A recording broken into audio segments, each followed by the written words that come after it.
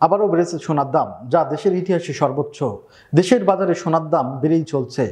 গতকাল থেকে সোনার দাম আবারও ভরিতে 1,000 টাকা বেশি বেড়েছে, যা দেশের ইতিহাসে সর্বোচ্চ।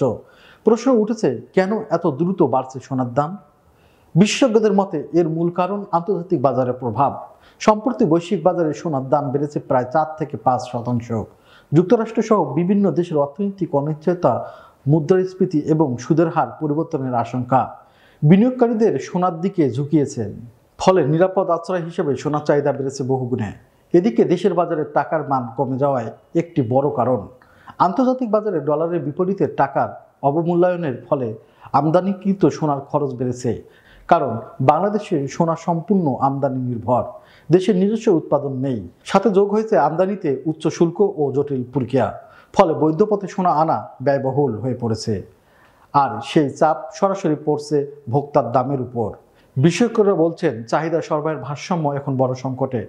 গয়না তৈরির মৌসুম, বিয়ের সময় এবং বিনিয়োগের আকর্ষণ, এই তিনে মিলে সোনার চাহিদা বেড়েছে, কিন্তু সরবরাহ ততটা বাড়েনি। ফলে আন্তর্জাতিক বাজারে অস্থিরতা, ডলারের দাম বৃদ্ধি, স্থানীয় চাহিদা বৃদ্ধি, সব মিলে দেশের সোনার বাজার এখন আগুন ধরানো অবস্থায়। অনেক এখন ভাবছেন, সোনার দাম আর কত দূরে যাবে? বিশেষজ্ঞদের মতে পরিস্থিতি যদি এমনই থাকে, তাহলে আগামী মাসগুলোতেও সোনার দাম আরও বাড়তে পারে। তবে অর্থনীতিবিদদের পরামর্শ, আতঙ্কিত না হয়ে সচেতন সিদ্ধান্ত নিতে হবে বিনিয়োগকারীদের। কারণ সোনার দাম বাড়লেও বাজারে স্থির নির্ভর করবে বৈশ্বিক অর্থনীতির গতিপথের উপর।